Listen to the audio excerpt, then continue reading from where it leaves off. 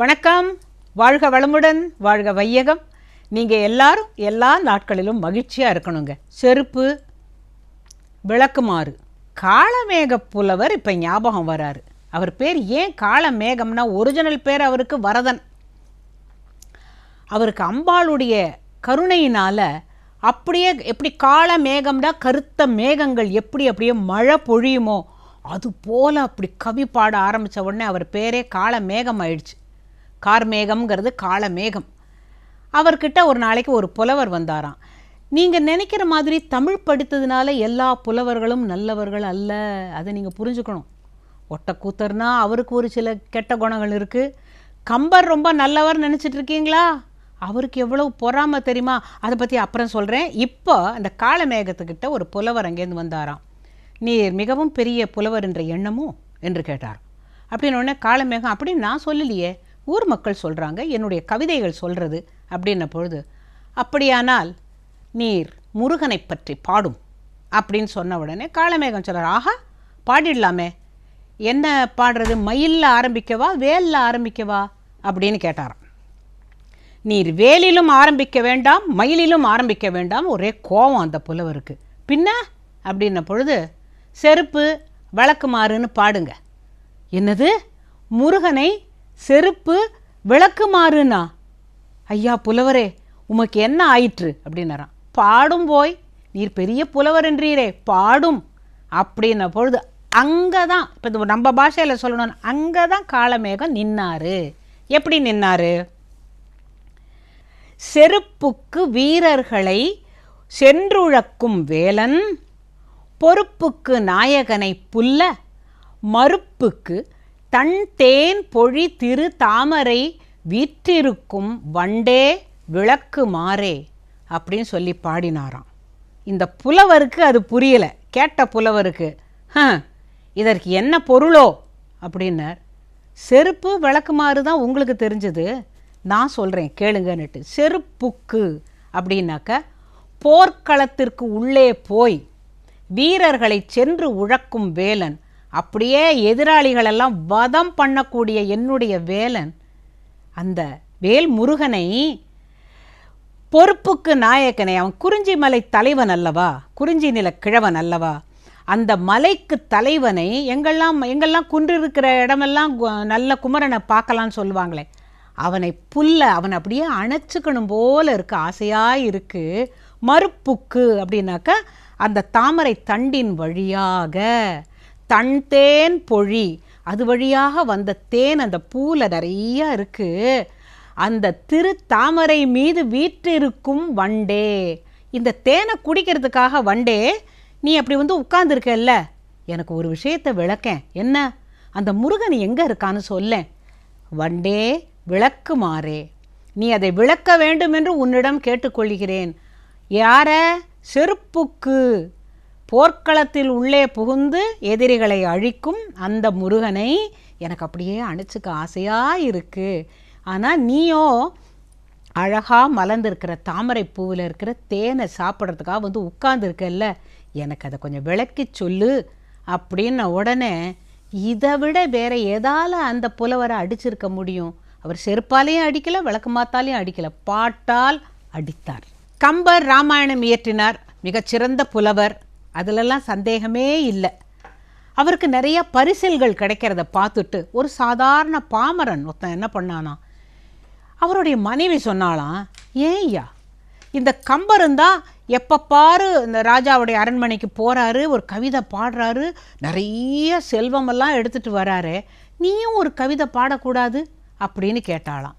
பாடலாம், ஆனால் எனக்கு ஒன்றுமே வராதே, எனக்கு ஒன்றுமே தெரியலையே. என்ன, கொஞ்சம் வீட்டை விட்டு வெளியில் போய் பாரு, அங்கே எங்கே பார்க்குற விஷயத்தை வச்சு, இப்போ அவர் மட்டும் என்ன எழுதிடுறாரு, அந்த மரமேங்கிறாரு, இந்த மலையேங்கிறாரு, ஆனால் அவருக்கு செல்வம் கிடைக்குதுன்னு சொன்ன பொழுது, இங்கே தான் நம்ம ஒன்றை கவனிக்கணும். ஒருத்தன் கற்று பண்டிதனாகி பேசுவதுங்கிறது வேற, அவன் பேசுகிறாங்கிறதுக்காக நான் பேசுகிறேன் அப்படின்னுட்டு யாரான ஆரம்பித்தாங்கன்னா அது சரிப்பட்டு வராது. அதுதான் நம்ம இப்போ தெரிஞ்சுக்க வேண்டியது. இந்த பாமரன் என்ன பண்ணானா, பொண்டாட்டி சொன்னாலேங்கிறதுக்காக நல்லா பழைய சோத்தை சாப்பிட்டுட்டு அப்படியே போய் பார்த்தானா அங்கே என்ன இருக்குதுன்னு. அவனுக்கு ஒன்றுத்துலேயும் ஒரு ஈடுபாடே வரலை. அந்த ஊர் கிராமத்து பக்கத்தில் இந்த குழந்தைங்கள்லாம் சேர்ந்து அங்கே என்னமோ பண்ணிகிட்டு இருந்தாங்களாம். பார்த்தாக்க பொம்மை கல்யாணம் பண்ணிகிட்டு இருந்தாங்களாம். அப்போ ஈர மண்ணை சிரட்டைனா தெரியுமா, கோகோனட் ஷெல் அப்படின்னு சொன்னால் புரியுமா, அதில் போட்டு அப்படி எப்படி எல்லாருக்கும் சாப்பாடு அதுதான். அப்போது ஒரு பொண்ணு அந்த மண்ணை எடுத்து மாப்பிள்ளைக்கு, அந்த மாப்பிள்ளை பொம்மைக்கு வாயில் வச்சுட்டு மண்ணுண்ணி மாப்பிள்ளை அப்படின்னு சொன்ன உடனே ஆஹா இது ரொம்ப அழகாக இருக்கேன்னு சொல்லிட்டு மண்ணுண்ணி மாப்பிள்ளைன்னு எழுதிட்டான். அவனோட கவிதையோட முதல் வரி பாருங்க. அப்புறம் ஒரு இடத்துல போய் உட்காந்தா மண்ணுண்ணி மாப்பிள்ளையே. அப்புறம் அடுத்த வரி அப்படின்ன பொழுது கான்னு காக்கா கத்திச்சான். காயிறையே, காயறைதான், அதை எழுதிக்கிட்டான். கொஞ்ச நேரம் கழிச்சு கூ அப்படின்னு குயில் கூவிச்சான். கூயிறையேன்னு எழுதிக்கிட்டான். அதோட விட வேண்டியதானே. இன்னும் கொஞ்சம் தூரம் போனான். அங்கே ஒரு பாழடைஞ்ச கோவில். அந்த கோவிலில் உட்காந்து எனக்கு கவிதை வராது போல இருக்கே, இதோட வீட்டுக்கு போயிடலாமா அப்படின்னு யோஜனை பண்ண போகிறது அந்த பழைய கோவிலில் அவருக்கு முன்னால் அப்படியே தடன்னு ஒரு பெருச்சாளி ஓடிச்சான். உங்கள் அப்பன் கோவில் பெருச்சாளி, ஆஹா அற்புதமாக அமைஞ்சு போச்சு அப்படின்னு அதையும் எழுதிக்கிறான். மண்ணுண்ணி மாப்பிள்ளையே, காவிரையே, கூவிரையே, உங்கப்பன் கோவில் பெருச்சாளி. பெருச்சாளியில் முடித்தா நல்லா இருக்காதே. அப்பா அங்கே ஒருத்தன் போனானா, இங்கே வாயா நான் கவிதை எழுதியிருக்கேன், இது எப்படி இருக்குன்னு பாரு அப்படின்ன உடனே அவன் பார்த்தான். மண்ணுண்ணி மாப்பிள்ளையே, காவிரையே, கூவிரையே, உங்கள் அப்பன் கோவில் பெருச்சாளி. யோ என்னையா கண்ணா பின்னா தென்னா மன்னான்னு எழுதி வச்சிருக்க, இதெல்லாம் என்ன ஒரு பாட்டா அப்படின்னுட்டு இந்த ஓலையை கொடுத்துட்டு போயிட்டானான். இவன் பார்த்தானா, 4வது வரி கிடச்சிருச்சே, என்ன கண்ணா பின்னா தென்னா மன்னா. இந்த கவிதையை எடுத்துக்கிட்டு வீட்டுக்கு வரான். செல்லி எனக்கு அற்புதமான கவிதை வந்துருச்சுன்னு. என்ன படி அப்படின்னாலாம்.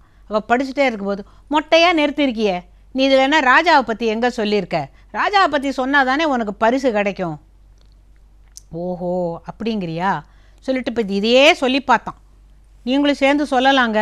மண்ணுண்ணி மாப்பிள்ளையே, காவிரையே, கூவிரையே, உங்கப்பன் கோயில் பெருச்சாளி, கண்ணா பின்னா தென்னா மன்னா, சோழங்க பெருமாளே. இது நல்லா இருக்கு. சோழங்க பெருமாள்னாக்கா அந்த ராஜா. இதை எடுத்துட்டு போய் நாம் பாரு ராஜ சபையில் பாடி எப்படி பரிசு வாங்கிட்டு வரேன்னு சொல்லிட்டு பெரிய மனசுக்குள்ள கம்பர்னு எண்ணம் இருக்கிறதுக்குள்ள ஒரு நல்ல சால்வையை எடுத்து மேலே போட்டுக்கிட்டான். அரசவைக்கு போனான். காவலாளி பார்த்த உடனே இவனை பார்த்தா புலவர் மாதிரி தெரியலையே, நீ உள்ளே போகக்கூடாது, நான் கம்பருக்கு ரொம்ப வேணுங்கப்பட்டவன்ப்பா, நான் அவரை தான் பார்க்க போகிறேன் அப்படின்ன உடனே சரின்னு உள்ளே விட்டாங்களாம். அவன் நேராக ராஜாவை கூட கும்பிடலை, ஏன்னா அவ்வளவு அசடு அது. நேராக போய் கம்பரை தெரியும், ஏன்னா அவர் பரிசெல்லாம் வாங்கிட்டு வரதை பார்த்துட்ருக்கான்ல. நேராக கம்பர்கிட்ட போய் ஐயா வணக்கம், நான் ஒரு கவிதை கொண்டாந்துருக்கேன்னு உடனே முதல்ல ராஜாவை வணங்கு அப்படின்னாரான். அவன் ராஜாவை பார்த்து வணங்கினானான். என்ன அப்படின்னு கேட்ட பொழுது அவன் ஒரு கவி எழுதி வந்திருக்கிறானா, பாடட்டுமா என்று என்னிடம் கேட்டான் அப்படின்னு ரொம்ப நல்ல மனசோட கம்பர் சொன்னார். கம்பருக்கு தெரியாத அவன் எப்பேற்பட்ட கவிதையை எழுதிட்டு வரப்போறான்னுட்டு. இவன் ரொம்ப பெருமையா மண்ணுண்ணி மாப்பிள்ளையே, காவிரையே, கூவிரையே, உங்க அப்பன் கோவில் பெருச்சாளி. அதுக்கு மேலே அவனுக்கு படிக்க முடியல. இன்னும் படியும் அப்படின்னு கோச்சுக்கிட்டு சொன்ன உடனே கண்ணா பின்னா தென்னா மன்னா சோழங்க பெருமாளே அப்படின்னு சொல்லிட்டு நின்னானா. சபையே கைகொட்டி சிரிக்க ஆரம்பிச்சுட்டு தான். ராஜாவுக்கு ரொம்ப கோவம். என்னது மண்ணுண்ணி மாப்பிள்ளையா? உடனே கம்பரை ஐயா நான் ரொம்ப உங்களை மாதிரி பாடணும்னு ஆசைப்பட்டேன் ஐயான்னு. உடனே இரு நீ பேசாமல் இருன்னு சொல்லிட்டு, அரசே இதில் சிரிப்பதற்கு என்ன இருக்கிறது அப்படின்னாராம் கம்பர். மற்ற புலவர்களெல்லாம் வாய் அடைச்சி போய் நின்னாங்களாம். அதுக்கு அவர் விளக்கம் சொல்கிறார் பாருங்க. அதுதான் அங்கே தான் தமிழ் தமிழை நம்ம உடம்புக்குள்ளே ஊற வச்சுக்கிட்டோம்னா அது எந்த ரூபத்தில் எப்படி வெளியில் வரும்னு சொல்ல முடியாது. கம்பர் சொல்கிறாரு, மண் உண்ணி மாப்பிள்ளையே. யார் மண்ணை உண்டவன்? மண்ணை உண்டு உலகத்தெல்லாம் காட்டினது யாரு? கண்ணன், திருமால். ஞாபகம் இருக்கா? யசோதை வாய்க்குள்ள அண்டமேழையும் பார்த்தாளே. மண் உண்ணி மாப்பிள்ளையே. மா அப்படின்னாக்கா மகாலட்சுமி. உனக்கும் மகாலட்சுமிக்கும் பிறந்த மகன் யார்? மன்மதன். உன்னை மன்மதனேன்னு சொல்லியிருக்காருன உடனே அரசன் கொஞ்சம் கோபம் அணைத்தான். மண்ணுண்ணி மாப்பிள்ளையே, அது என்னது கா இறையே அப்படின்ன பொழுது, கா அப்படின்னா கற்பகத்தரு. கற்பகத்தருவுக்கு யாருடைய லோகத்தில் இருக்குது? இந்திரனுடைய லோகத்தில் இருக்குது. கா இறையே, கற்பகத்துக்கு இறைவனே, தேவேந்திரனே. சரி, கூ இறையே, கூன்னா பூமி, நீ பூமிக்கு நாயகனே, இந்த உலகத்தையே ஆள்பவனே. ஓ, அது கூட பரவாயில்ல. உங்கள் அப்பன் கோவில் பெருச்சாளி, அதற்கு என்ன அப்படின்னா கம்பர் பொறுமை பொறுமை பொறுமைன்னு சொல்லிட்டு என்ன அழகாக சொல்கிறார் பாருங்கோ. உங்கள் அப்பன், உன்னுடைய பரம்பரையில் உனக்கு மூத்தவனாகிய உன்னுடைய தந்தை கோவில் பெருச்சாளி அப்படின்னாக்கா, கோ அப்படின்னாக்கா அரசன், வில் வித்தையில் பெருசு ஆளி அப்படின்னாக்கா அதை சேர்ந்து வரும்போது பெருச்சாளி என்று வருகிறது. அவன் ஒரு வில் வித்தையில் மிகப்பெரிய வல்லவன். ஆளினா சிங்கம் போன்றவன். உடனே ஓ, இப்படியெல்லாம் கவிதை எழுதலாமா? சரி, அடுத்த வரி படிக்கிறார். கம்பருக்கே சிரிப்பு வருதான். கண்ணா பின்னா தென்னா மன்னா. இது கேட்குறதுக்கு நல்லா இருக்குல்ல. கண்ணா பின்னான்னு பாடாதான் போமே, அவன் கண்ணா பின்னா தென்னா மன்னான்னு எழுதியிருக்கான். அதுக்கு என்ன அர்த்தம்னா, கண்ணா கொடையில் கர்ணன் போனவனே, அடுத்தது பின்னா அவருக்கு பின்னால் பிறந்த தர்மபுத்திரன் போன்றவனே, கண்ணா பின்னா. அப்புறம் தென்னா, தென்னகம் பூரா ஒரு குடையின் கீழ் ஆள்பவனே. அப்புறம் மன்னா, அரசனே. அப்புறம் இது என்னங்க சோழங்க பெருமாளே, உங்களை தான் சொல்லியிருக்காருன்ன உடனே நிறைய பரிசுகளை கூப்பிட்டு அவங்ககிட்ட கொடுத்து அவன் கம்பர்கிட்ட ஒரு கும்பிடு போட்டு ஓடியே போயிட்டான். வீட்டுக்கு போனவன் ரொம்ப அவமானப்பட்டுட்டான்.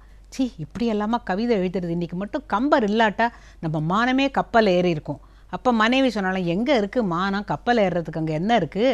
உங்களுக்கு தெரிஞ்சதே எழுதுங்க அண்ணே, ஒன்றும் தெரியல உங்களுக்கு, யாரோ சொன்னது தானே எழுதினீங்கன்ன பொழுது அவன் ரொம்ப வெட்கப்பட்டு என்ன பண்ணானா, கம்பர் வீட்டுக்கு வர வரைக்கும் காத்துட்ருந்து அவர் காலடியில் போய் விழுந்து, சுவாமி நான் ரொம்ப தப்பு பண்ணிட்டேன், உங்களுக்கு பரிசில் கிடைக்கிறதுன்னு நான் பொறாமப்பட்டேன், அதனால தான் நானும் கவிஞன் ஆகணும்னு ஆசைப்பட்டேன்ன போது நீ கவலையப்படாத, என்கிட்ட தமிழ் இலக்கணம் கற்றுக்கொள், கண்டிப்பாக நீ ஒரு பண்டிதன் ஆவாய். அப்புறம் அவனும் புலவனானானான். அதுக்கப்புறம் அந்த கண்ணா பின்னா தென்னா மன்னாலாம் அவன் மறந்துட்டான். நாம் மறக்கவே இல்லை பார்த்தீங்களா?